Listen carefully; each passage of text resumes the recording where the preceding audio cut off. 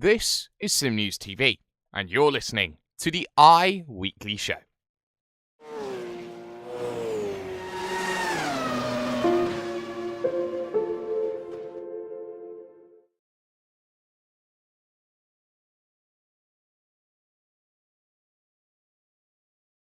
Welcome to the iWeekly show. Of course, as always, it is the premier place for news, headlines, and analysis on all things iRacing, the premier online racing simulator. Season 2 now gets itself underway. I am your host for today, Mr.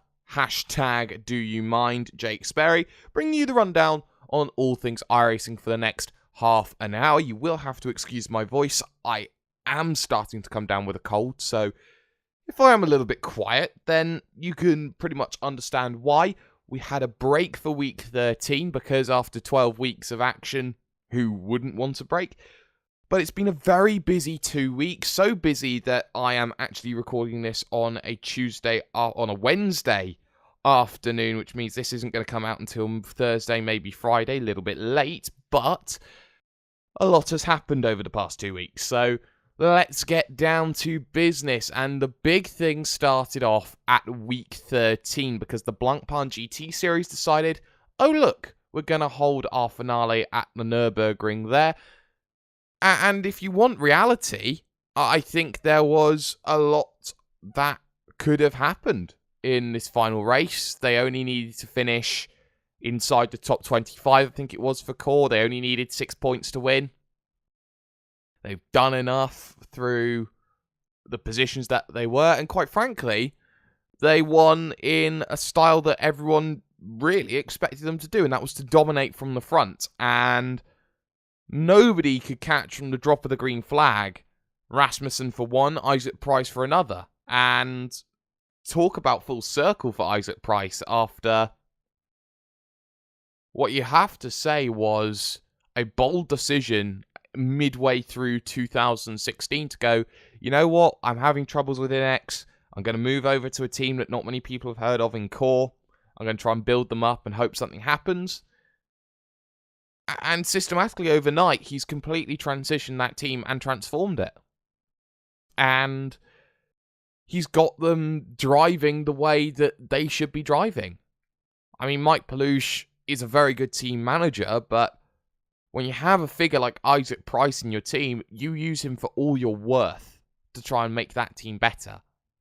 And Rasmussen has developed dramatically because of that. You look at the likes of Sebastian Job finding arguably an easier home than Apex was. You talk about Paschalis Gergis making a move. You talk about Ricardo Castro-Ledo now, who's jumped from Radicals, which is something that I was expecting to happen, but not quite this quick, I wouldn't have thought. So, in terms of where core's going and the personnel that they're bringing in, they've got to be careful about expanding too much now. They've got a very nice ethos and core around them, but they need to be careful about expanding too much because they still have a lot of drivers in their stable, and getting too many starts to break down the team and everything else around it. But, you know, a very good win. Championship was very hard fought from minute 1 to minute last.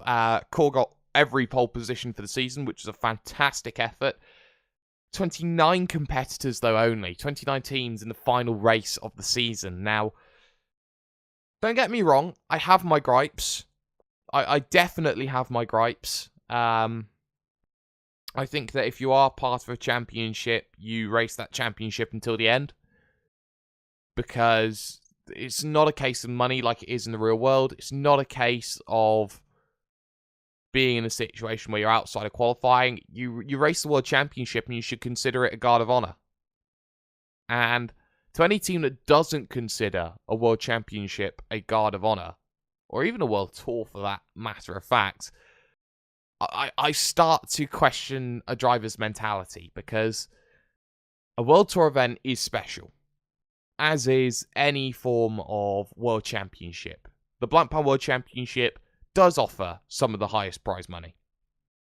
You are winning a lot. And in terms of team emphasis, you race for the team. You put your heart in your sleeve and you race for the team and you hope that the results happen. And with only 29 drivers finishing that final race, or starting that final race, shall I say, I would like to see 50 teams that try and race every week, every time it's on. Granted, that's never going to happen, but if there is a desire and an emphasis to make a result happen, then you go out and do it. I could have finished last in every single race, bar those who'd retired. I'd have come close to getting inside top 25 for qualifying again. And I suppose that's the point. If you just have a driver there, not necessarily your best one, just logging laps, doing this, that, and the other, then sure, that would be very good. The only thing you've got to be worried about, though, is having two drivers that do that. Of course, Rupe Tequila of Phoenix Racing is a prime example of that. Joining the race without having a teammate to work with. And that did disrupt some of the action. There are questions on whether a driver should be disqualified before they reach, or at the point of where they reach the fair share limit rule. I think that would work, but you would have to be very cautious about the way you would implement that in comparison to a certain time, because you could get yourself down to the lane with, 31 minutes to go, or say 30 minutes and 3 seconds you hit your box, and it's only until 29 minutes, 29 seconds that you get the driver into the vehicle, and that would technically disqualify you in a certain sense. So there's a lot that can be done about that, but it is a shame to see such a drastic drop-off of 40% of the field in the final race. And I will try and get the team standings up. I believe iRacing is under maintenance, which is very unhandy for the situation that I have here, where I want to talk about the team standings. But Course Sim Racing get 2 cars in the top 5. Inex do a very good job, 2 cars in the top 5. I think Evolution Racing Team, despite a horrible day, they got a car inside the top 10. Coanda, always there, 2 vehicles up inside the top 10, but should have done better in the season. And now here's something that I was expecting in terms of a drop-off, but wasn't expecting so much of a drastic drop-off. No redline vehicle qualifies automatically. And it is clear from the mentality that they see it as a fun season, and they completely dropped off the cliff at the end of the season, basically. And a team that has such affinity with sim racing and is supposed to be the best team in sim racing, to say I'm not bothered, I'm not going to race this last race, we're going to not qualify. Is that the right mentality to have as a team? Yeah, granted, they do brilliantly in other areas, but honestly, do you feel that should be the way that teams go? I've touched on it a little bit earlier. Is this the way that teams go? You fall outside the top 25, you focus on more important things, you branch out, you diversify, you get a pink slip for the F1 Esports World Championship for a specific qualifier. Is it fair? Is it right? No. Is it what's happening? Yes. But let's talk reality here. I wasn't expecting Redline to do much in this series. They're not GT drivers. They are Formula drivers. They sign only Formula drivers. And they sign the best Formula drivers. And yet they're not acting like the best. And I will touch on that a little bit later on. But to move from Blancpain, NASCAR Peak Antifreeze Series, the second round of the chase was on, shall I say, Chicagoland. Always an exciting race. No highlight video I was able to watch on this occasion, but from what I've seen and the results, it had to have been a very surprising race at the end, because Taylor Hurst comes up, picks a massive win for his career, and when you start getting, a victory here, a victory there, it's always going to lift you. It's always going to get you to work in a certain way, and it is in respect, in all due respect, about dealing with these very unique tracks towards the end of the season. And it is unique, and Taylor Hurst has managed to adapt to that the best, and he picks up a crucial win. But more crucially than that, there's no free pass into the final from that event, which means at least 2 drivers are going in on point scores alone. Now, you talk about Bobby Zelensky running into his issues at the first round at Darlington. You talk about Ryan Loser getting close. You talk about Ray Alfala already punching his ticket. Alfala must be smiling now at the fact that it's now going to come down to points and who has been the most consistent behind him. Loser's been there. He's had a third and a second. He's looking very dicey out overall in terms of where he sits. You talk about other drivers who are up there. Marcus Richardson, P5, very good job from him. Corey Vincent, P6. Logan Clampett, P7. It's a very tight bunch.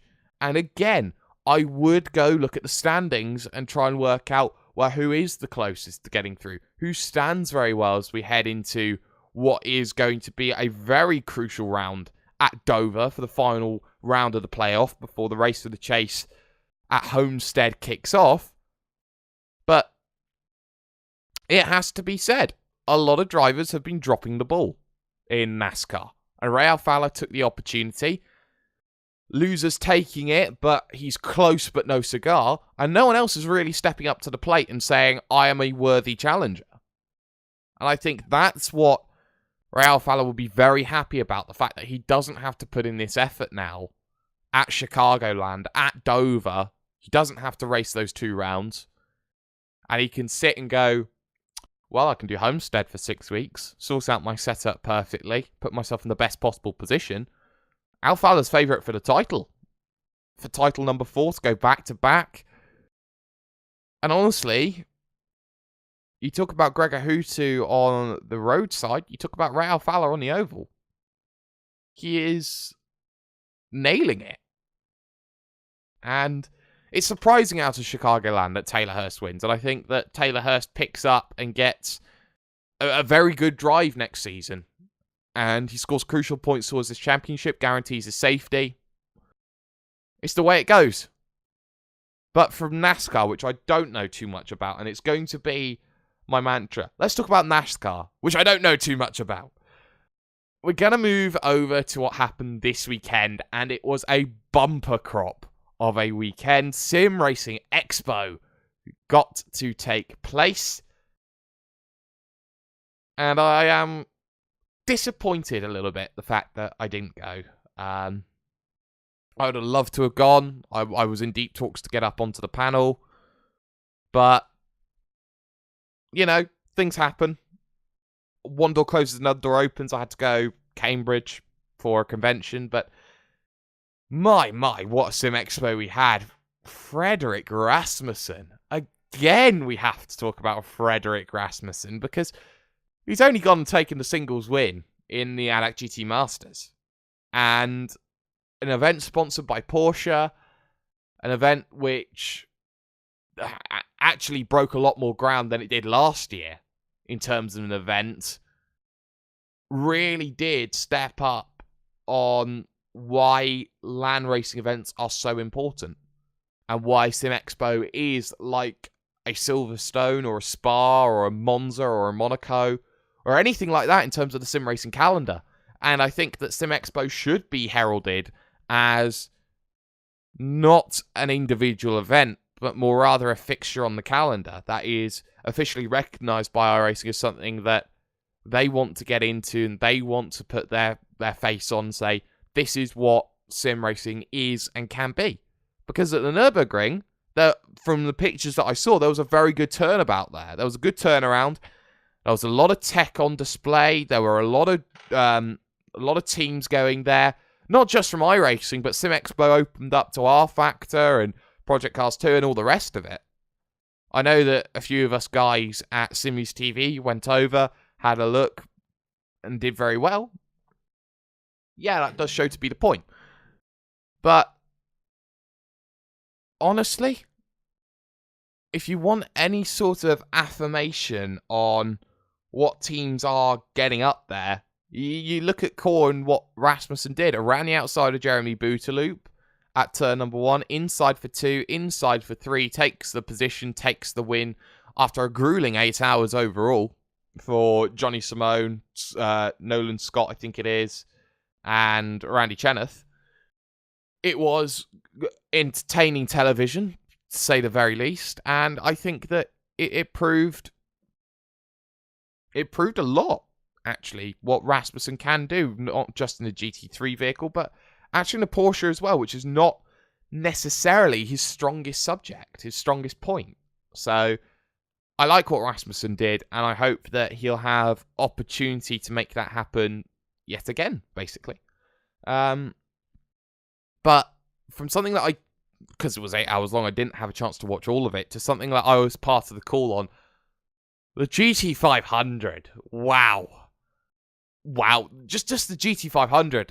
You thought that what Rasmussen did on Saturday was good. Just look at what everyone did on the Sunday. Suddenly, you have a situation where everyone is desperate to try and win an event. And the strategy ploys come in left and right, and you get to the final 30 minutes, shall we say, the final 10 laps, 15 laps. Thomas Lorenz into the vehicle for Core, Venig in for Pure, Backham in for Coanda, and I didn't quite catch who was in Hoyks in Velcro Motorsports, but when you have the top 3 split by 0.6 of a second, 4th closing in, a second a lap, it's a classic. It's a sim racing classic. It goes up there with the Samba Challenge, or the Gathering of Tweakers. It goes up there with what happened in the 2K World Cup, with 3 wide, 2 deep. Into the final lap, it goes up there with Hutu running out of fuel on the final lap of the iRacing World Championship Grand Prix Series at Silverstone. It's one of the great sim racing moments. And fair credit to Coanda in that situation, because Mac Backham probably has just instantly written himself into my top 5 weekly. Or my top 5 monthly, shall I say. Top 5 weekly? God, that's never going to catch on, is it? No, top 5 monthly. He's going to catch into the top 5 monthly, surely. After a drive like he did. Pulling himself back from 7 seconds. Yes, there were mistakes from Thomas Lorenz. Yes, he buckled under the pressure. But what a fantastic event that it was. And it goes to show you that Coanda and Core are 2 of the best teams in sim racing. No, in fact, they are the 2 best teams in sim racing. Redline in 3rd.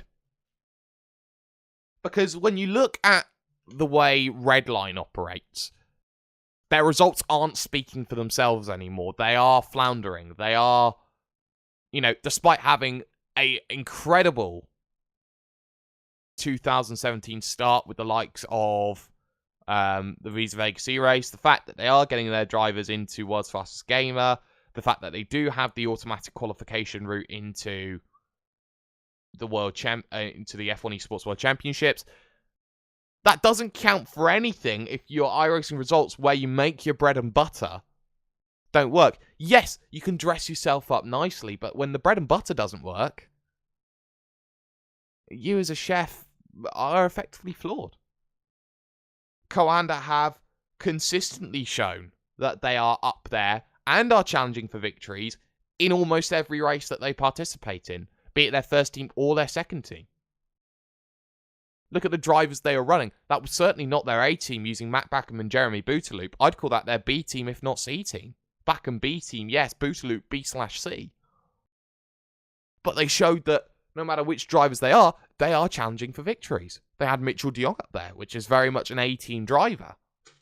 And Mitchell de Jong did a very good job at driving in the early stages. It was an A/B team from Coanda that won a title. And that's something very good. But with Core are up there because the way they've transformed themselves over the last 40 months, I touched on it a little bit earlier.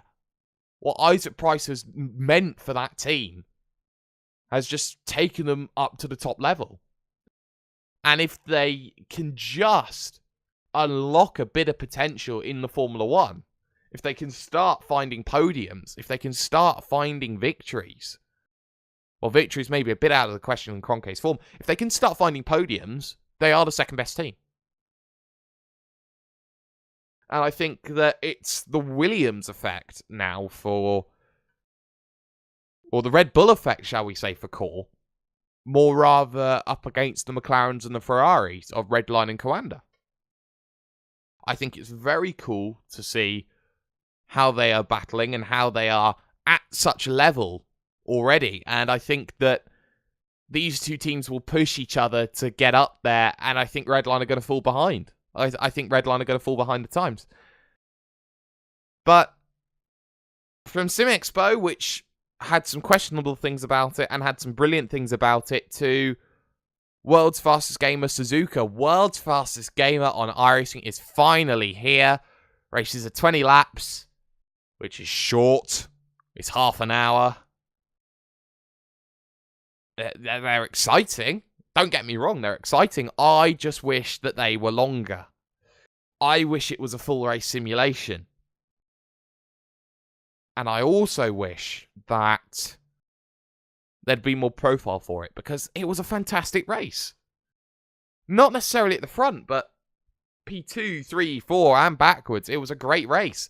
The track was the hottest I've ever seen it at Suzuka. It was 43, which means that tyres were going off very quickly. The Corps broke out to a lead, ran away, as was expected. Frank Schothor, sort of Team Redline, ran into many difficulties throughout the event. Consistently struggled with understeer, went wide a couple of times at turn number 1. And ultimately, the battle between Harpala, Schothorst, and Wensing was brilliant to see. And a very, very refreshing battle with drivers who hit the mid to high pack. Now, Schothorst should be higher than that. I think he has the potential to get up there. He's had podiums this season. The other drivers have not. But I think there's complacency value there, because Frank Schothorst should be winning that event. He misses out on qualifying by 1,000th of a second, and then he's unable to capitalise, gets the worst start known to man, drops back to 3rd. He then runs wide a couple of times, putting him in jeopardy. And then on top of that, you had the massive incident that happened between the three of them coming out to the final corner. Wensing loses his steering wheel, has a massive issue. It comes off the table or something to that extent. Has to try and pick it up and fix it. He does so well to keep it actually out of the walls before he pulls over, puts his wheel back on and goes. That's probably his chance at World's Fastest Gamer gone. But when you get right down to it, when you understand just how difficult this race was, you look at Harpala versus Schothorst literally 3 seconds later.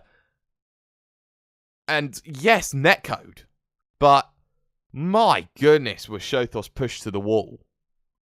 And into the wall as well at that. When you put something on the line, people will fight to the very limits of fair. I like the fact that people are willing to put everything on the line. I don't like the fact that incidents like that happen. But an Orion won too. Orion announced themselves once again. And the World Championship season has been disappointing. Ilkka Harpala is not at the level that he was last year. Davide Corps hasn't escalated into the top 10. Riley Preston stopped because he's been the unluckiest man in sim racing, 4 retirements and 4. You talk about João Vaz up there but always dropping backwards, having a flair for a crash. But Orion announced themselves in World's Fastest Gamer, where they've only got 20 laps, where they know what's at stake for them, and a 1-2 actually puts them in a very, very good position. Ex-driver Jeffrey Reitveld, top 3. R Factor 2 side.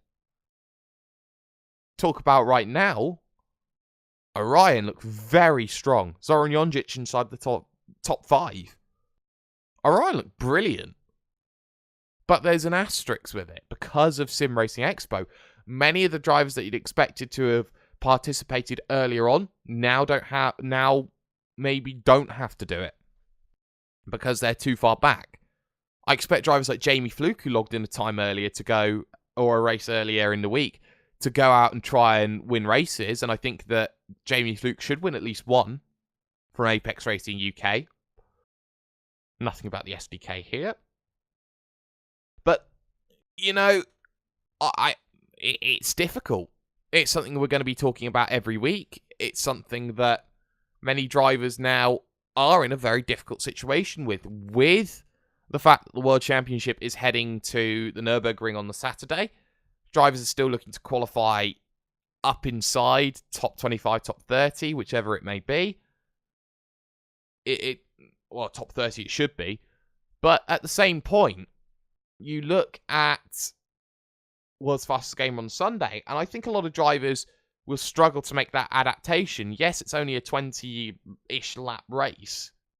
It will be Circuit of the Americas, though. It will be a very difficult race, and it will be something that everyone needs to get their hands on. Now, the big talking point, and I've got a few minutes to talk about this, the big talking point is Martin Kroenke and the fact that he's not running it.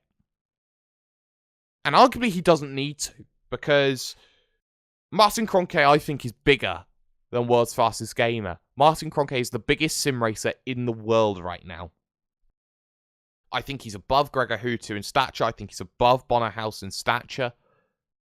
Even though Bonner House is winning the major events and is the biggest talking point right now, Martin Kroenke, wiping the floor with everyone 11 in a row, he's bigger than everyone else. And I can understand why he doesn't do it. I understand he doesn't do it because he's bigger than World's Fastest Gamer. He doesn't need the 1-year contract at McLaren. He could easily improve his legacy by sitting and doing what he does. I think he doesn't need to be in a situation where he needs to be distracted because he's worked very well. And in reality, he's going for the engineering job in LMP1. And that's the reality of the situation. That's where his engineering stuff is taking him. So, in terms of what Martin Kroenke does, I think he'll be a very good champion. I think, though, that when it will come to LMP1, he will start missing races if he's going to be involved as an engineer. But for Martin Kroenke, right now, the god of sim racing. That's how it stands, and that's how I think it will stand for a very long time until he gets the LMP1 gig going. And then maybe his practice will go, and maybe opportunity knocks for new champions. But we try and get it out for Tuesday and 6. I know I'm recording this on a Wednesday. I know I've been very busy. I've just moved into university, so I'd have to stress that first and foremost, that I've got to get my priorities straight before this becomes a priority. If you have any questions that you want answered, message me at Jake_Sparey on Twitter or at iWeeklySN. We will try and answer your questions here on the show. You can always subscribe for more. I have been #Do You Mind Jake Sparey, and this, for the start of Season 2, was the iWeekly Show.